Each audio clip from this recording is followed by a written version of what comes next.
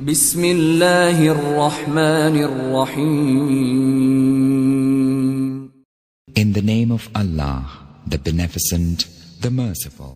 Assalamu alaikum, brothers and sisters. Today I have another reaction video. In this reaction video, I'm going to be reacting to how Nightclub turned me into a Muslim. So he was a nightclub. He used to maybe go there and just for enjoyment and join like friends there, and you know what other young generations do. So he was just enjoying his life at the club, and then something changed his life. So he says, how Nightclub turned me into a Muslim. I really like this video, the way brother explained his reversion, and let's get to this video and watch all the way together. When you turn to Google and search for the fastest growing religion, you will find Islam topping the charts. As of speaking today, almost a quarter of the world's population identify as Muslim, while at the same time is the religion that has been denigrated the most by the media. Because it's the only religion that acts like the mafia, that will kill you. Isn't that strange?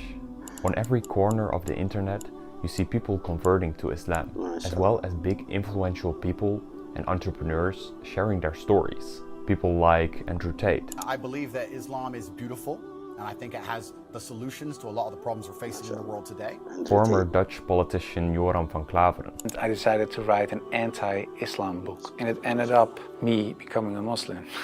Elfie Best. And I genuinely felt something in the mosque that I've never felt anywhere. What a beautiful community, what a beautiful, simple religion. True. And this list goes on.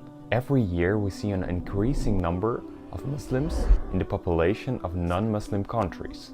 But how? Today I'm sharing a personal story on how this turned me into this. And yes, it's a slightly different video than what you're used to see from me on this channel. Normally I just speak about entrepreneurship, mindset, and my business journey. But I think this topic deserves some time because, yes, I converted to Islam. But let's rewind and start at the beginning of my journey. I grew up like a normal kid, in a normal household, parents with a normal income, a mother, a father, and a sister. But when I was 7 years old, things changed. My parents got divorced. I didn't see my father a lot. My mother had a really hard time managing the situation, financially, emotionally. It wasn't easy as a boy of just 7 years old seeing this. As a kid, growing up, I went through very impulsive and unwise periods. Not making the right decision, hanging out with the wrong people, alcohol at a young age. You could argue that I didn't have the best or most common childhood, but it was necessary to become the man that I am today. Because struggle makes a man. You learn by experience. And luckily, I have a great family that supports me, cares about me, loves me, and after all, I still manage to have a very strong bond with my father. And therefore, I now say, Alhamdulillah, meaning praise be to God. But how did this happen? Why does this white guy speak Arabic and talk about Islam? Well, good question. In my younger years, I would never ever thought I would become a Muslim one day. But when looking back at my journey, it makes a lot of sense. At 15, 16 years old, I started to turn my emotions and negative experiences slowly into my motivation. I started building my future self.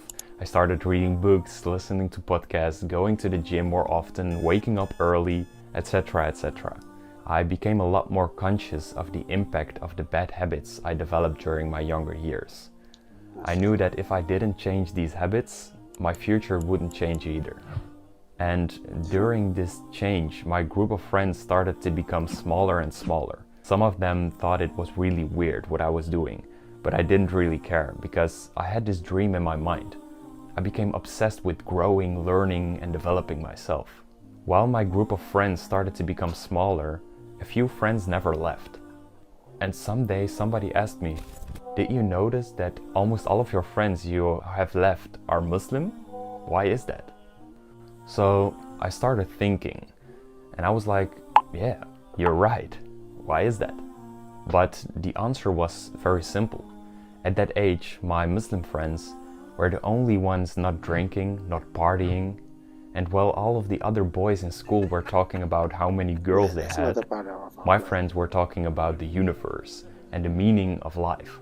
I mean, Muslims that stick to their religion are one of the most disciplined people I've ever seen.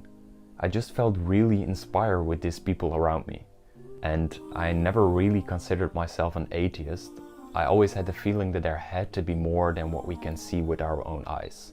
I mean, sometimes I just couldn't sleep when I was thinking about how incredibly huge the universe around us is. Just think about it. Most of us live their day-to-day life, working, eating, sleeping, but when you take a moment to really think about it, whether you're a Muslim, Christian, an atheist, it's incredible. The scale of the universe, the oceans, the jungles, the animals, big, small. Beautiful. How did this all came to place? And what are we? What is the meaning of life? So even with these Muslim friends around me, in the beginning my interest was not really focused on the religion itself. It was more their way of life, the brotherhood, the love and respect that slowly shifted my focus to the religion that instilled these traits in them. Still without the idea of thinking I would ever become a Muslim.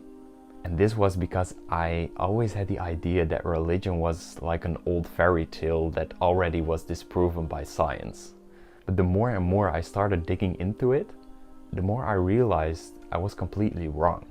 So first of all, God, or Allah subhanahu wa ta'ala, as we Muslims call it, is not just a man sitting somewhere in the clouds with a magic wand. It's an indescribable force, the singular and all-encompassing power behind the creation what we see around us. And science proves that even the chair that I'm sitting on right now is made of enormously small and fast-moving atoms. This is called quantum mechanics. And if these electronics in it would stop moving, atoms would become unstable and I would not be able to sit on this chair. But what is the thing that makes these atoms move and stay in its position? You see, what is this force? But I'll not dive too deep into this, since this video is meant to share my experience, not to convince you. So long story short, for every question I asked, I received a powerful answer when digging more into Islam. And when people nowadays ask me why I became religious, I always say two reasons. One, for the rules and the way of living in this worldly life, we call it dunya in Arabic. And two, the hereafter, called akhirah. So let's start with the second one. All life is a test. This is something we can't argue about. It doesn't matter if you want to become the greatest sportsman alive or just live a normal, safe life. We all have to deal with negative experiences. We all have to deal with our emotions, our desires. We will lose people we care about, natural disasters, and so on. We all strive for an abundant life, yet 1 out of 10 people have a burnout. 90% of the adults are too stressed. So whatever you do, you will never be 100% satisfied with this life. Never. Because you will be constantly tested. I mean, if you're lucky, you will live 70, maybe 80 years on this planet. It's gone before you know. It's a matter of time. And your clock is ticking. So do mine. Shouldn't there be more than just this? At least I would like to believe that. But since this life is a test, just like an exam in school, there's also a final judgment. This is why Muslims, Christians, and Jews around the world are so disciplined and strict to their religion. And this also brings me back to my first reason, the rule and the way of living in this dunya, this worldly life. Religion provides a manual, and for me it's the Quran. Islam offers comprehensive guidance for all aspects in life, including family, marriage, finance, health, and so on. It gives me a great feeling to build a family and raise my children with love, spiritual guidance, common principles, and way of living. Nowadays we put so many different ideologies in people's mind that families are not united anymore. Divorce rates are going skyrocket, The youth is doing drugs, losing their virginity at 30, 40, 15 years old, dancing, twerking on TikTok to get the most views. Crime rates are increasing each year. The rich become richer, the poor become poorer.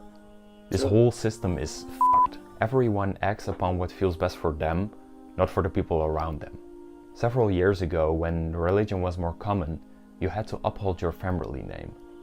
Respect your parents, everyone was dressed properly, the husband had to work his ass off so the wife didn't have to work and could take care of the children and the household.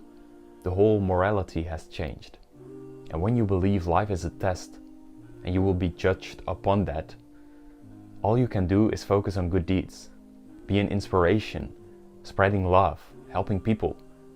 And this is what my religion teaches me. When I die, the only thing I will be judged upon is my deeds. Not the materialistic things, not the girls, not the houses, not the big business, but the impact, the love, the connection, the good intent, the good deeds. So this was my personal story I wanted to share with you today. And if you made it to the end, I want to thank you for listening. Honestly, I appreciate that. I hope to see you in the next video. Assalamu alaikum. Bye bye. Alaikum assalam wa rahmatullahi wa barakatuh. Yeah, brothers and sisters, the video was like amazing. I did not take my eyes off the video because it was so explanational and so educational, and the brother, may Allah keep him on the straight path. I mean, he was very, very young man and intelligent, and he was explaining his experience in a way that I've ever seen somebody explaining in this way. Yeah, so the way he went from nightclub to the Islam is, it's just like, I can't explain it. It's absolutely just Allah guides to whom He wills. Allah can bring you from nightclub to Islam, and you learn what's your purpose of life. It's not just sleep, wake up, go to work. That's it. Nothing behind it. I think we're here for a purpose.